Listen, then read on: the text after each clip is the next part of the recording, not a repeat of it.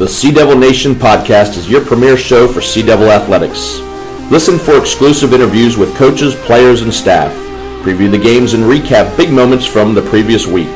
Sea Devil Nation is hosted by Trent Brinkley. Sound like I know a lot about Howie Dickerman, but I actually do.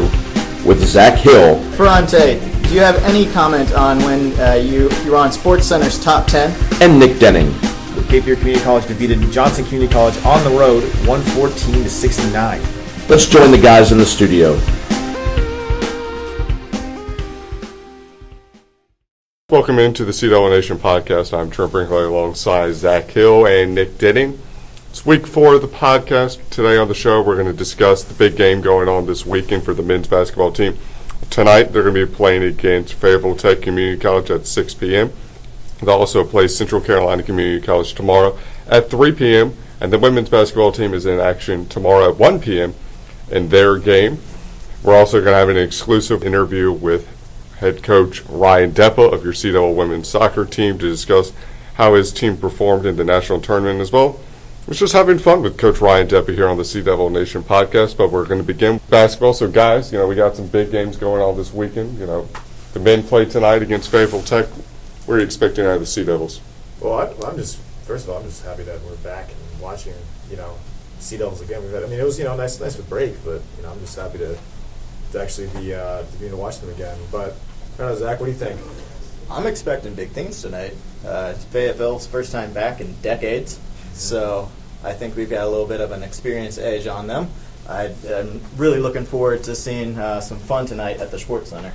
Well, I think also, I'm sure they're going to be hungry, to get back on the court. They had a very tough loss to Richard Bland on the road, and this will be a chance to kind of get back on the right track and, get back in the win column, hopefully. It is going to be the first game, of conference. It's always a big moment to start off conference well and get a win. When we look at Fayetteville Tech, they really don't have much size. And I know, Zach, you really researched that well, that Fayetteville Tech really struggles interiorly. So it looks like, you brought up hungry on the court. Parrish Tinsley at 6'9", 260 is going to be hungry to score on some Trojan players tonight. Is there anybody else you think that could really stand out tonight for the Cape Fear interior? I'm really looking for DeVarte Watson and some of our other big men to really step up and score some points in the paint tonight. Yeah, it's too bad that Alonzo's not going to be playing. Alonzo Tyson, he's out with an ankle injury, because this would have been a really good matchup for him to have a good night. But I think even without him, because of our size advantage, it should be that's what we like to focus on. It should be a good night for our big men. So when you look at some of the stats we have, that Cape Fear has 6 players that are averaging double-digit points, and when you look at Fayetteville Tech, they've got a couple of players as well that are scoring double-digit points. And one particular player for Fayetteville Tech is Kenny Walters, is averaging 17.1 points per game in just 4.2 minutes per game. So either we got a stat issue or he's just lights out a good shooter. I'm very impressed with his ability to attempt 12 and a half shots per game in just 4 minutes. That's a really, he's getting them up there. Steph Curry caliber shooting right there. We'll assume that he's getting a few more minutes than it looks like. All their minutes there are incorrect, but no, he's shooting 44%, almost 45% from three-point line. That's something that they're going to have to, account for. Anyone that's making that many shots from the three-point line is certainly, someone to recognize. He's average, and he's attempting 4 a game. So this is not someone that's just, making 1 or 2. He's certainly, going to be one to watch. And then they do have a few players also averaging in double figures. So that's going to be something to keep an eye on. Absolutely. And so, Nick, since you're the former player, when you have a player like a Kenny Walters averaging 44.7% from threes, is it easier to play zone or man to prevent somebody like that from getting open looks? It may depend on team you have. For instance, if you have someone on your team that's a lockdown defender that could be matched up against someone, on the perimeter and try to prevent them. Yeah, that's something that you could focus on. So I really think it depends on your personnel. But I guess typically, zones are done more to to stop the interior, stop the drives. But I think if we can get a good defender on him, then we should be able to shut him down. Absolutely. Well, on the flip side, Zach, we've got some players for Cape Fear. You've got Jock Brown making 44% of his threes. You've got Trey Bryant making 43.5%. Jared Keynes is at 46%. And then Tahi Jeter's making almost 44%. For Cape Fear, do you think they need to just shoot a bunch of threes to, intensity of Kenny Walters? I think tonight, really, the key is going to be playing inside to play outside. So if they can get our big men going and we can really penetrate the paint, the kick out and the three-pointer, I think will be a big tool for us to use against Fayetteville. Yeah, I think we're best when we're attacking the hoop, whether it's through our post players or just attacking off drives, because that opens up the space, and I think our players shoot a lot better once they have that space, once the defense is starting to collapse. So I think I agree with you, Zach. Especially, now that we have the new rules in college basketball and junior college as well, where you can't extend your arm in the post, especially with a team like Fayetteville Tech that doesn't have much size. Their big man tonight is Cameron Grisby. I don't think he's taller than any player we have on Cape Fear. Yeah, so there's your reason to really emphasize the post and try to score inside. Well, as we look ahead, Cape going to play against Central Carolina Community College tomorrow at 3 p.m. We will have live video and live stats for that game. For this game, you will have Alonzo Tyson back. He is resting tonight just in preparation for tomorrow's big game against Central Carolina. With a team like Central Carolina coming in tomorrow, Nick, do you think they're coming tonight to see how we play? Are they going to be here watching? Is that what you're suggesting? Or either they're going to watch it from the live video, courtesy of Chris Scheinman tonight, or they're going to actually be inside the Sports Center. I'd be shocked if the coaches didn't show up. Yeah, I'm sure they'll take that into account. I mean, it's you want to make sure you're prepared. You want to make sure you have a good scout. And if you did have a chance to see a team in person, more recent example, that's something you could certainly you'd want to take to your advantage. Absolutely. Zach, what about you? What about you? You got any scouting on Central Carolina or not a thing? I did not prepare for this podcast.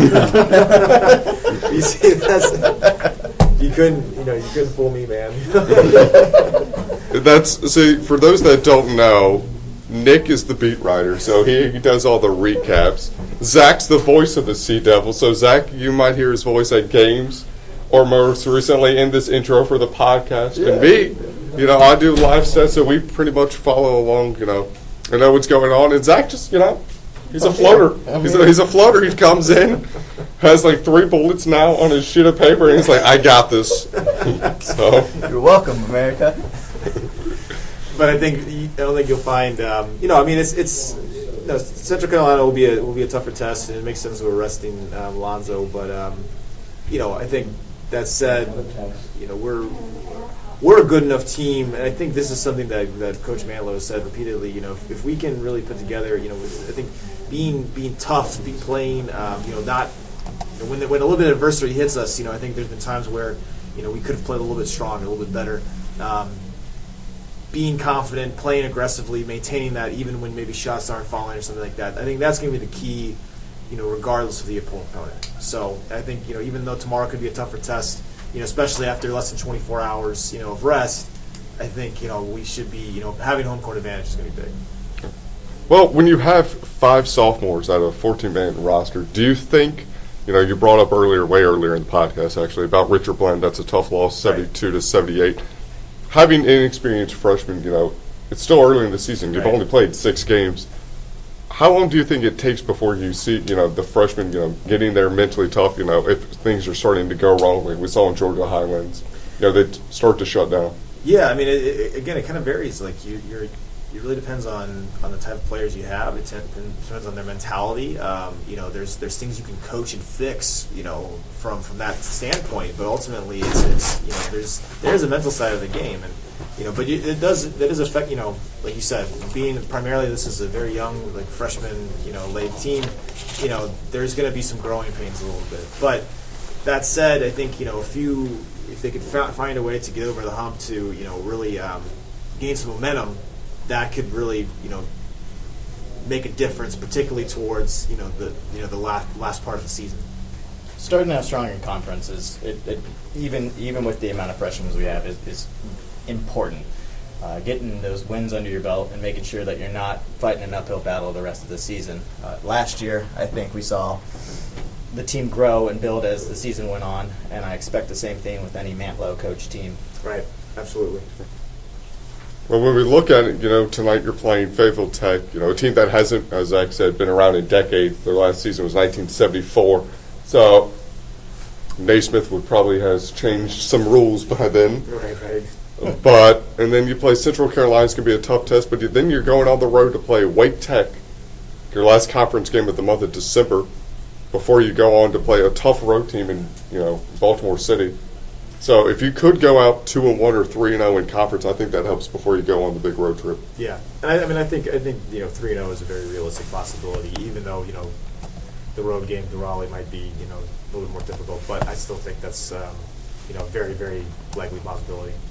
Absolutely. And then, we'll shift gears. We're going to discuss a little bit about the women's team. The women's team tomorrow is going to play Guilford Tech Community College on Girl Scout Day. So Yes. we hope the girls come out with a win on that one. Absolutely. Yeah. Solid day. Yeah, and it's going to be a big day. It's for people that are in the student section. It's Holiday the Schwartz. So students are supposed to come out in their favorite holiday attire. I'll be wearing a Santa hat because that's all I got. But please come out dressed as festive as you can be. I'll bring it on the mic all during the game. So whatever you guys do, I'll be there to hype you up. I can't promise anything. You don't have any holiday attire, Nick? No. I don't really have any tacky sweaters, but I appreciate good holiday attire. I will say that. Well, it's going to be interesting. No Sea Devils ugly sweaters yet. No, we got not to yet. work. We're right beside the bookstore, so maybe that's in the works. I know what the school that I graduate from tonight. They're doing tacky T-shirts. They're a sweater into a T-shirt for the Wow. first 500 fans. So Interesting. Yeah, I like it. It's innovative. you won't see many of those worn again on campus. No, probably not. Unless they actually look they look better than you expect. No. So should we talk about the women played a game recently, right? They just won on the road. It was a come from behind. Well, I wouldn't say not a come from behind picture for them. 74-72 overtime win Right. Against Wake Tech. Yeah. against Wake Tech. Against Wake Tech. We had a couple scores. We had a few scores in double figures. I think one thing that Coach Drake said afterwards was she really liked the way her team responded after giving up a lead. They were leading in the fourth quarter. Obviously, they gave that up and they went into overtime. Wake Tech tied the game, so they went into overtime. But they held tough. They escaped with a win, and I think it's really important because you talked about conference schedules. I mean, the women are 3-0 in conference, and they have that undefeated record. That's going to make a difference, with seeding and with heading into the conference tournament. But in the game we had Jaleesa Dillard finished with 13 points. 13 points. Destiny Campbell with 14, and Taylor Folks had 10. While Taquana Bland had 11. So we actually had 4 players in double figures. But a good a lot of overall scoring there. What notices to me is we had a lot of points in the paint there. Not a lot of 3-point shots were made, except but a lot was done through the paint. Trent, what we got? What's going on this weekend? Who are they facing off with? Well, this weekend they're going to play against Guilford Tech Community College, as we said, tomorrow at 1 o'clock, and that game is available live streamed and stats. If you just go to the Go Sea Devils women's basketball page, you can find the links to that. So it's going to be good. They've got that, and then they've got an interesting game. You would think, now that you've started conference, you're going to be playing conference teams, right. But if you look at the schedule, on December 6th, they're playing an exhibition against Wingate University. Yeah. It's a big opportunity for our girls. It is. I mean, to play against a university like that, it's a nice test because they're gonna have played now 4 conference games. They could if they win tomorrow, they'll be on a 4-game winning streak, certainly with a good amount of confidence, and they can sort of see it's sort of a test. It can gauge their progress a little bit. So I like that. I mean, it should be an interesting matchup for them. It's 11 a.m. is an interesting start time. It's not ideal, but should be an interesting matchup for them.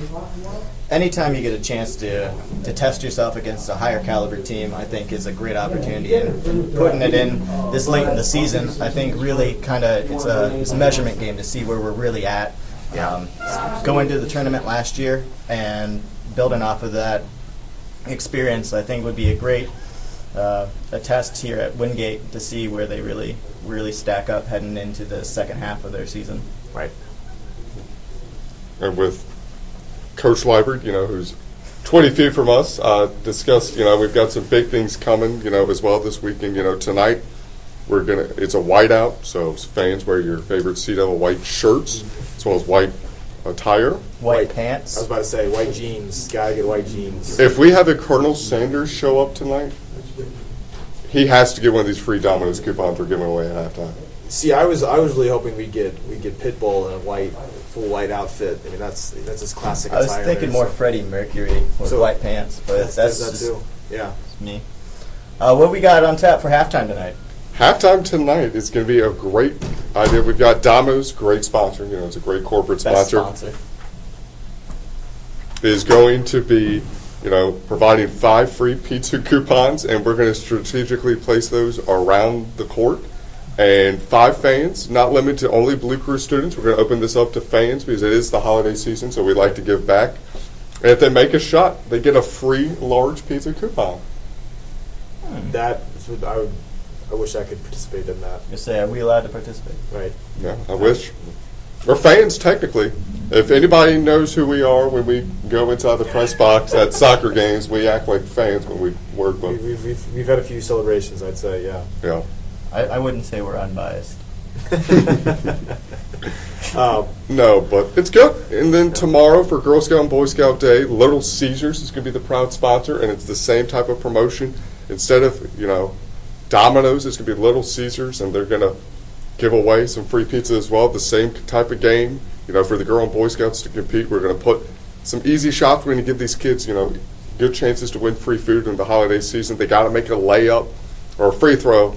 But when I said easy, yes, that could be easy for them. But when it comes to me or Zach trying to play basketball, it's not an easy task to make a layup. I am a 3-point specialist. That is what I do.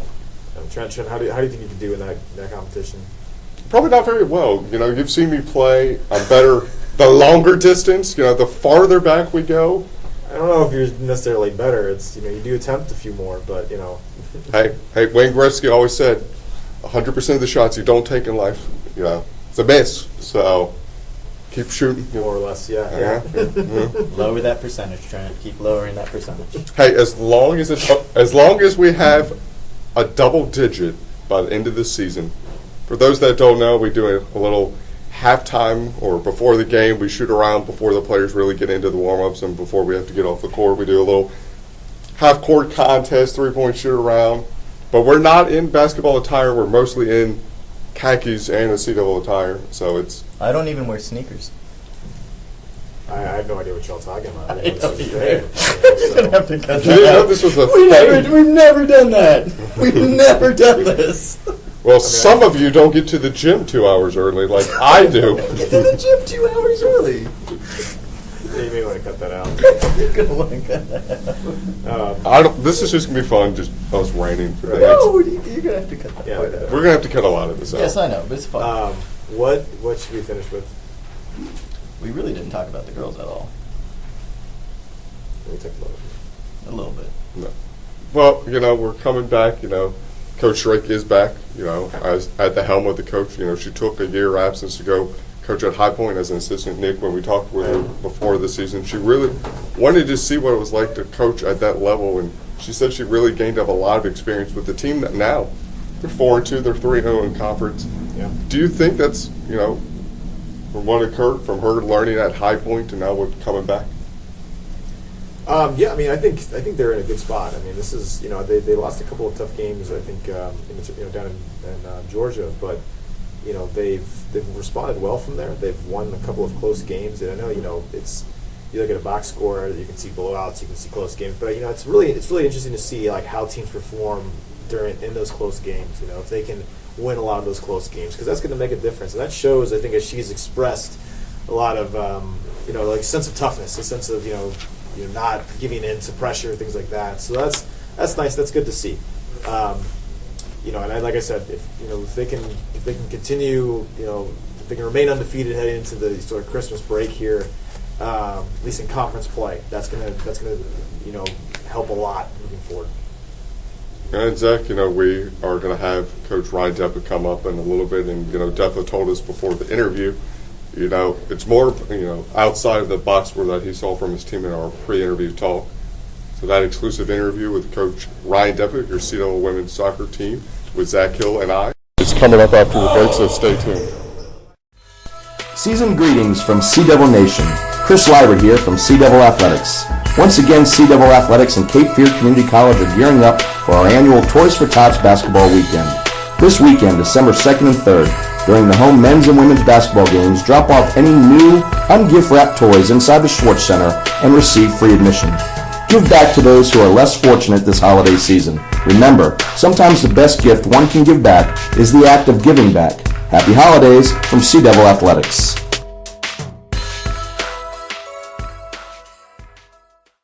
Hey, it's Brinkley from your 910 Blue Crew. Come out to the Schwartz Center this weekend for some exciting Sea Devil basketball action.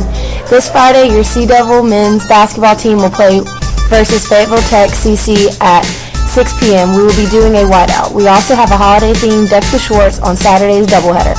Women's basketball plays at 1 p.m. and men's basketball plays at 3 p.m. Come out in your favorite holiday attire, ugly Christmas sweater, or favorite holiday character. Come join us for an exciting weekend of Sea Devil basketball action, and be sure to follow us on Instagram at Blue Crew Nation.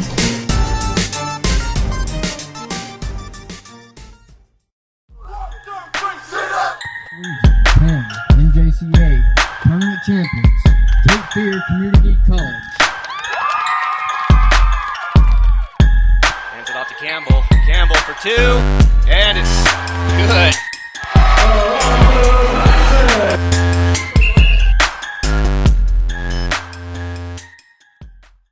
We're now joined by the C-Level women's soccer coach, Ryan Deppa. Coach, welcome into the podcast.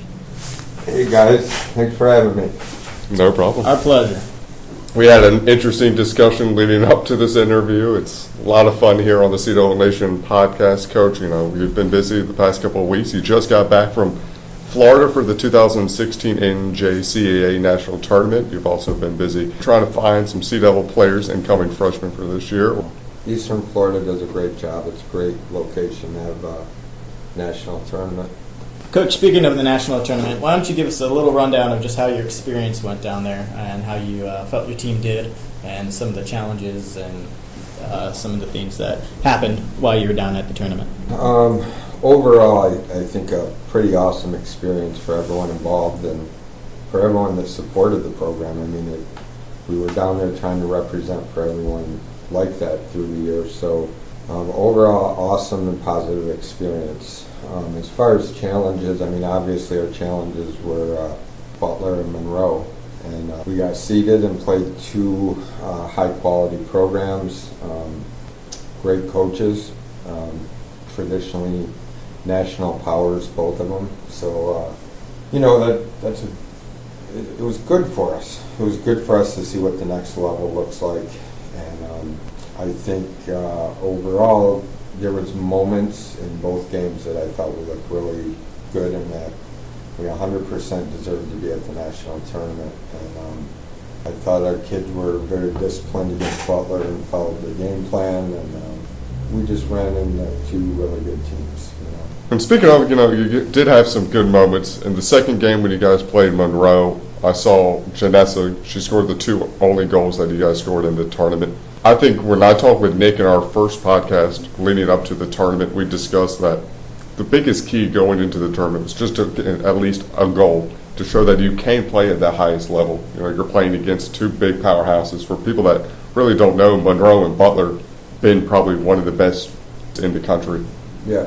When you saw the ball go back in the net when Janessa scored them, was there a weight lifted, do you think, off the players' shoulders? I mean, honestly, at that moment, I didn't think about that. I was very happy that we got a goal. I was very happy for Janessa. I was happy for our team. I mean, what I guess people don't know is I got into Janessa pretty good at halftime. It was pretty hard on her. And then Coach Murray took her aside and had a talk right before the half. And it was, I'm not going to repeat what was said, but it was spiritual. And I think it played a major role in helping Janessa, like, go out there and do her thing. But, I mean, if you look through the stats, not many players, Janessa may have been in a group of three of players that scored 2 goals in one half at the national tournament. And then you take into account Janessa wasn't 100%. I mean, she's coming off injuries and played a heck of a second half. Coming into this season, you had a very successful season last season. And this one trumped it. Is there something you did differently to prepare for this season? Or what was your kind of preparation like during the whole season that led you to the record that you had? I mean, it was a combination of the returning players committing to what our culture is and building what our culture was going to be for this year. And they did a lot of that from the time we lost to Spartanburg in the championship in 2015 until the first day of preseason this year.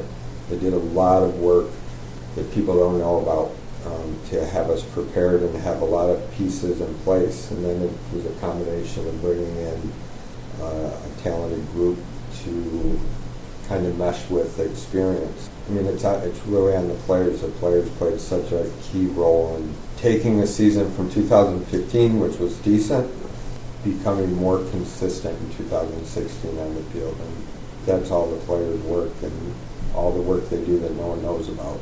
You know what I mean? So I got to give that the success of this year to them. You know, you did bring up the loss to Spartanburg in 2015 in the championship game. But this year, you guys played in 3 big games, won the regular season conference title against Spartanburg. You got revenge on them. You won that game. Then you beat Hartford in the district championship, go to nationals. And then you also won the Region 10 tournament championship. And those type of games, and you talked about the players, you know, buying into the process and really putting in a lot of work. How did you coach them to, you know, understand that practice minutes, whether it's on the field or off the field, how did you coach them into, you know, preparing for those type of big games? You know, we kind of have a belief, Coach Murray and I, that we want to allow the personality of the team, if it's positive, to play a role in how we train them. And so this was a team that, you know, I think we were very organized and professional at training, and by the time we got into October, we were able to, like, loosen up a bit. And this was a team that performed well when they were loose. By the time we got into those big games, I mean, most of our training sessions were 50 minutes long, so we shortened them. We didn't change much, we just shortened. And, you know, we did things this year. We had, like, once a week we had music brought in and during the whole training session and things like that. And, it just played to their personality and the team. But I wish I could say that we did something genius. I don't think we were, as coaches, like, super smart with it. We knew they were ready, we knew they were rolling, and we could back off a little bit and go lighter in training and just try to be cleaner and efficient while we were there. Given your experience with this year and the training and the way you conducted your practices and then getting to the national tournament, is there something that you think that you can take away from those programs that you saw at that top tier level that you might be able to implement or change into your training in next season to prepare them to potentially go back and compete at the national championship again? Coach Murray and I mean, we were discussing while we were down there things that we can do to improve for things like training next year. And to be totally honest, we're going to meet again in December and discuss that further, and we'll use the next couple months to kind of evaluate things that, just like you said. I mean, there was teams in that national tournament. Butler, I think, was their 5th time in a row. And we observed them. We went and watched them play after we were out of the tournament. I mean, I think we observed a lot, and now it's just taking it in and putting it on paper and what's going to work best for us here at Cape Fear to help us make that next step. You know, you talked a little bit about the training regimen, but I did see, as you brought up, buying into the personality of the team. I did see a lot of fun with the team. You know, when we first started doing exposure, we came to training sessions, we did little fun interviews, you were doing in team scrimmages. But towards the end of the season, I noticed, you know, right before nationals, you guys had a little pickup football game and a little kickball. Is that something that the players come to you and say, Coach, can we have a day of just, you know, non-soccer activity and just buy into a team bonding exercise? Because I know you did that with basketball. You had a push-up challenge. You had a rock, paper, scissors tournament. Yeah. That basketball experience early in the season with us combining with women's basketball to kind of get to know each other was awesome. I think girls on both teams will remember that forever. I know I'm going to as a coach. But as far as us, like the football thing, I mean, honestly, it was something as coaches we planned that. Like a couple weeks ahead, we were like, if we keep on this path, they're going to need a day that soccer's not pushed on them, and where they can just go out and be college kids and work with their team and organize. Like they organized a football game, they organized what they were going to wear, and it was just a pretty cool thing. We had the right team that was the right thing to do at that time, I think. Coach, we've talked a lot about you and your strategies and kind of how you've implemented everything. Let's talk about some of your players for a moment. Who were your team MVPs this season, or who do you think really stood out and you want to kind of give a shout out to? That's tough. I couldn't even say right now who our team MVP was. I really think the strength of our team, and I think you can go back and look at box scores, and you can go back and look at film, and you can look at all these things. The strength of our team was, I really think that the players at different times carried the other players. So like you go into this game and these players stood out and kind of led the way for that game, and then 2 or 3 games later it was some other players, and that's a strength to have that. I told them mid-season, I said I wouldn't want to coach against us right now because so many of them were coming up, whether it was our backs. I mean, what a heck of a job they did this year. It could be 2 forwards, you know what I mean, that just lit the other team up. And I think that was something all year was Coach Murray and I would talk, who stood out this game. Very rare was it the same 1 or 2 players. It was always, wow, this kid really stepped it up today. You know what I mean? If you look at our stats, you see Sierra and Alyssa. They scored a ton of goals. They had a ton of assists. If you look deep, you look at Caps. And Caps, something like 7 of her last 9 games of the year, she had a goal. And she came up big with a hat trick in the semifinal. I mean, so it was always something different. You know what I mean?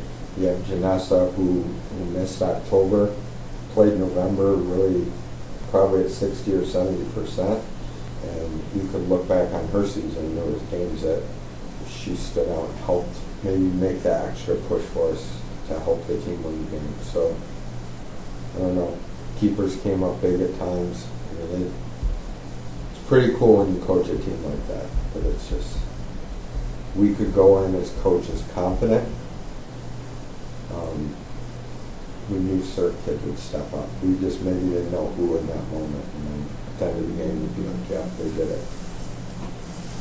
And finally, going off of that, you're entering year 3 of the Hound. What are you looking forward to coming into next year? I'm looking forward to the spring. I mean, from the day that the whistle blew at Monroe for the end of that game, from that day until the first day of preseason is where we all have to do a lot of work to win games next year. So like, whether it's in the recruiting, whether it's in the new returning class, some of the things they're going to do this year, build off this year. And, I mean, I'm excited for that part, because real growth happens in between that last game and the first day of preseason. Wherever I've coached and the mentor guys that have helped me, I've kind of taken their philosophy to wherever, every year it's got to get better. So we've had a great year. Now it's about evaluating where can we improve the team experience, where can we improve, like Trent's coming up with ideas that help promote more things next year. We're going to look at everything, even the good, and be like, how can we make it better? And that's something, every year we should try to get it a little bit better.